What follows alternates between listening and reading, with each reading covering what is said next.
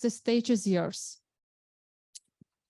Thank you, Inna. Yes, let me check that everything works fine. Inna, do we have a clicker? Yeah, works fine. Okay, actually, my name is Mikhail. That's my Russian name, but it's the same name as Michalis or Michael. Yep, but in my passport, it's written Mikhail. Yes, my name is Mikhail. I work in Exness, and today I will be talking about AARRR metrics and how we apply it when we want to grow our product. Yep. So first of all, please raise a hand, those who know what these letters stand for. Okay, not many people, so I guess I'll talk a bit more about that. It stands for these words: acquisition, activation, retention, revenue, and referral. Sometimes we switch the last two. So in some sources, if you will be reading about that, you can find that referral stands before revenue. Anyway, this frameworks helps to structurize the CGM of user, to like manage it better, to understand what's going on. Essentially, as you can see, it's a funnel. So what does that mean? Firstly, we need to somehow attract a client to our platform. So this step is called acquisition. Sometimes it's separated for awareness and joining. Awareness is like that so your client have heard about your company, but it's not your real user yet. After that, they come to you. They can, I don't know, read about you in the Apple Store, visit your website, but this client is not your database. And then they're joining your product as a client.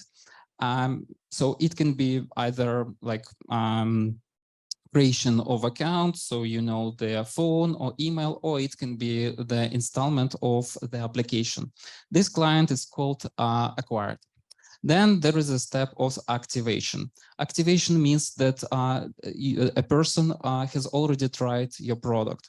So usually product solves some kind of user problem, and when the first time user tries your product, that means that he is activated. Imagine like an Uber application that you can install, and then when you accomplish your first ride, that means that an activation is done and the user is activated. Retention obviously means that like the user returns to your platform. It can be measured in different time frames. You can see next day retention, weekly retention, monthly retention, and so on.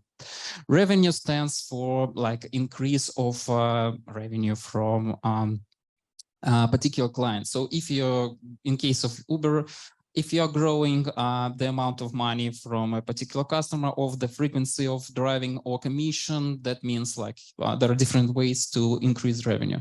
And the last one is referral. So when user really enjoys your product, they can refer it to some of their friends. Like as you can see in Uber app, you can invite someone to join the application, install it, and that means like that's a success for your product.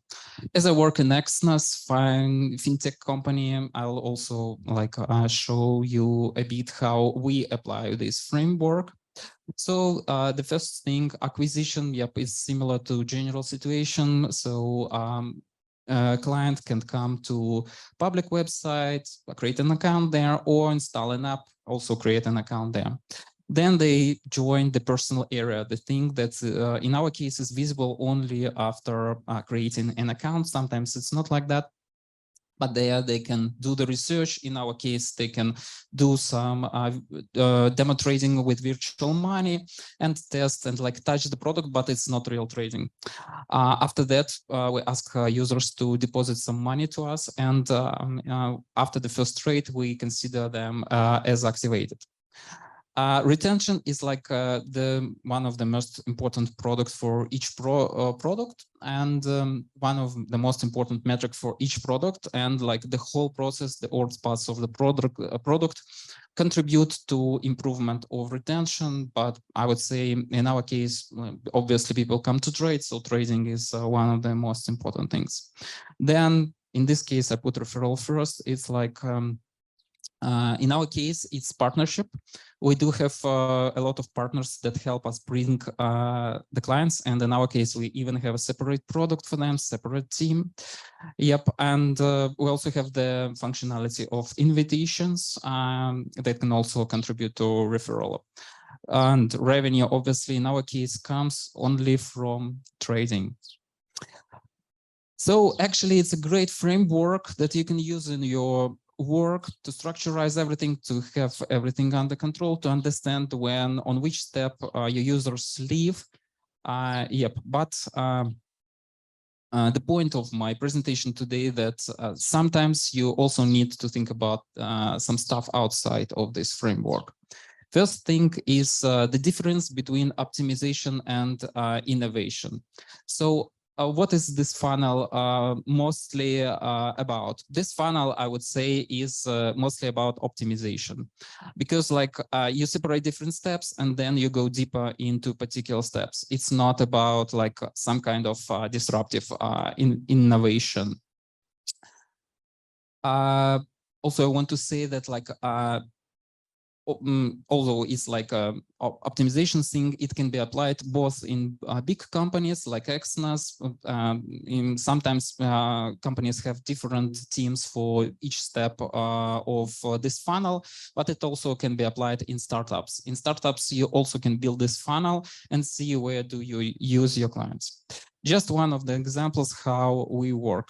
So in our case, as I said, activation is conversion rate from newly registered client to a person who did a real trading. So actually, in order to do that, they need to go through verification. It's like uploading documents, verification on the phone, economic profile, some other small steps. Then they do the payment, and then they start real trading. Actually, verification, I would say, is quite a difficult task to do, because you need to bring documents, and it can be difficult for our clients, but it's essential because of legal constraints. So what we once do, we did the user research, what are the problems for users, and we realized that some of them, they don't want to go through KYC because they don't understand what are the payments methods that they can use to start real trading. Because like we're an international company, and in different markets, there are different payment systems. And sometimes like people know that global companies don't support their local payment systems, and they don't want to go through this verification process. So what we did, we just added the information about possible payment methods before the step of verification. And it was actually a very successful A/B test, because we really increased this activation rate and we contributed to the whole funnel. Yep, that was an example of optimization. But also when you're working with AARRR, you need to keep in mind that sometimes you need to think out of the box and do not optimize a particular steps and think widely. So yes, we do have this funnel of traders that trade with us, but also the company has social trading. It's our product that is quite different from the general one with traders.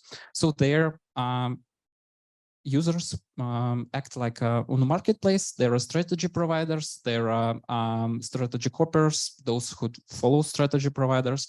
So essentially, strategy provider provides strategy, and other people can follow him. He gets commission. They can like earn some money without any trading.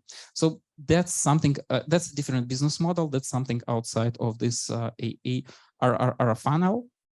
So yep. Please keep in mind that sometimes you need to switch from optimization to innovation. Another thing that I want to mention is when you work with this framework, you still need to synchronize with different people, different teams. Yes, obviously, we all know that when we're running A/B test, we don't need to optimize one particular step, but rather we need to optimize the whole funnel until the end, essentially money. If we work on in commercial company. So one of the examples where we need to keep in mind that we need to synchronize with other teams is the marketing campaign that was launched by marketing team. They brought a lot of new traffic and they said like that there is increase in acquisition, but there is no changes in other steps, and they thought that everything was fine. But then the activation team looked deeper into that and realized that because they have some small steps inside the big step of activation, I mentioned these steps before, they actually saw that there was a decrease in conversion rate to uploading documents, and that cannot be considered as a successful test because we can see that in the next small step, there is a decrease. That means that this traffic that was brought is not that great. Another thing that I want to mention is user problem. So when we are operating with funnels, we're thinking a lot about numbers, but also we need to think about users and what we're actually doing for them, because numbers not always represent real people. Example from another company that I worked at. So we were doing a fashion e-commerce website where users could buy clothes, and we had a great idea, a great feature. It was called Complete the Look. So you were able to pick an item and then select some other items that can be combined with this one. And this selection was prepared by a special stylist. Yep, so we also ran an A/B test, and we realized that there is no changes in our metrics, and like a lot of work was contributed, and this feature was actually quite asked for by our clients. So then we dig deeper and realize that actually there are different user problems, and people come with different problems to our product. There were problems that some people, they just needed a white beige coat, and other people were looking for inspiration. So there were people who knew precisely what they wanted, and in this case, they came and they just wanted this particular item, and there was people who wanted to some kind of advice, and these were different user problems, and we were actually able to separate them because we knew some stuff about their source, where they come from. So some of them, they did some search on a search engine or on our website. Others, they mostly clicked on some parts of the website where we had more inspirational products. So we were able easily to separate these people, and we realized that this feature works only for those who are looking for inspiration, and for those who had a particular request. For them, actually, this feature was kind of interruption. So we actually did some changes and showed it to only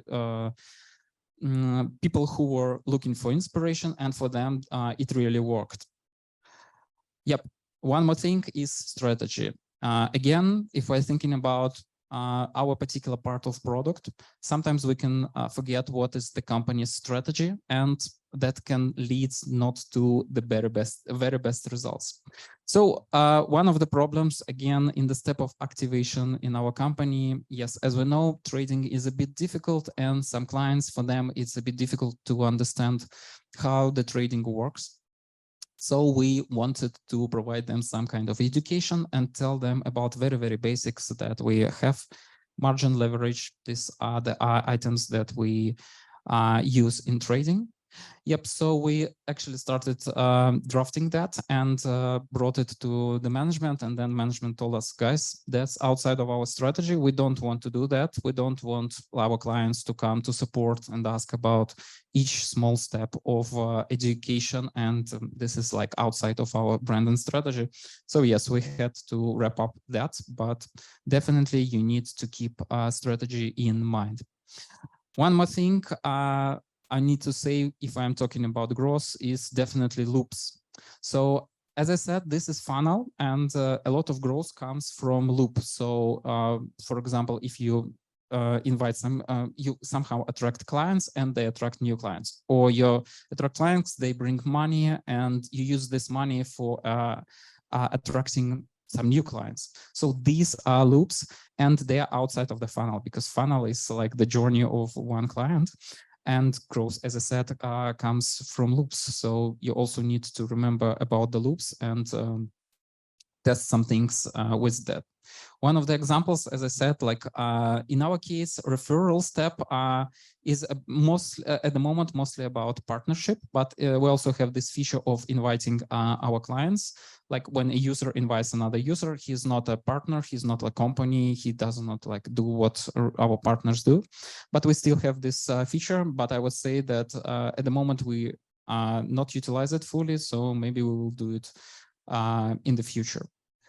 Yep, actually, it's the last slide before the thank you slide. So what I wanted to say as a conclusion is this framework is that this framework is really great to managing, to having everything under control, to structurize the behavior, to represent the CGM, and definitely you need to use it. But on the other hand, there are a lot of stuff in product management that you also need to keep in mind, and that can like affect your work.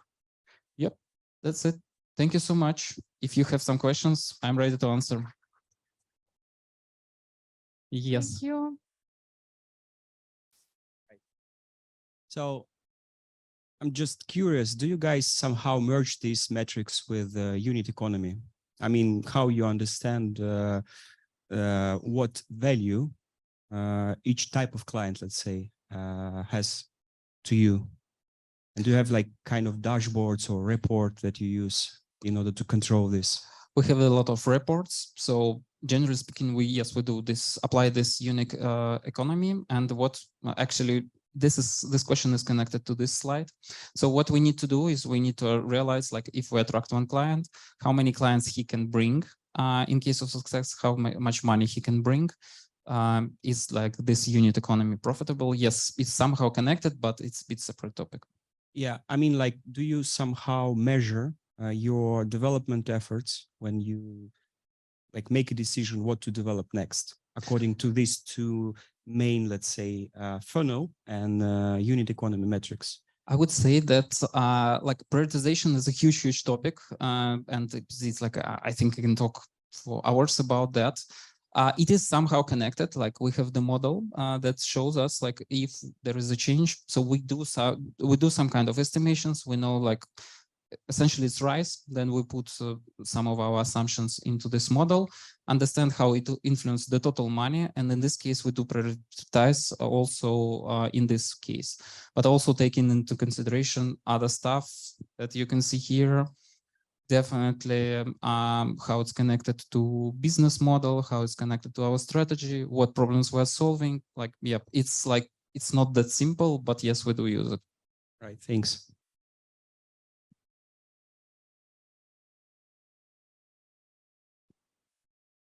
Hi. So basically my question is regarding the strategy. So how do you measure your strategy? So suppose you have think something and you go to your strategy team and you are asking them, ki, yeah, we can go with this or not. And they are saying, ki, no, this is like not as our part of the business or something. So in that case, how do you measure whether this will work or not? I would say that we do not measure the strategy. Strategy is like the ongoing process of creation it. So we do research, we do experiments, then we realize that, okay, we want to invest here, we want to invest here, we're doing A, we're not doing B. This is how it works. Then when we have like ideas, we always try to validate it and understand, is it aligned with the strategy or not? Like, as I said, for example, we don't do much education for our clients. So if someone comes and said, like, guys, let's create a lot of educational videos, definitely this feature is not aligned. So it's not about measurement, it's like more about alignment, I would say. Thank you.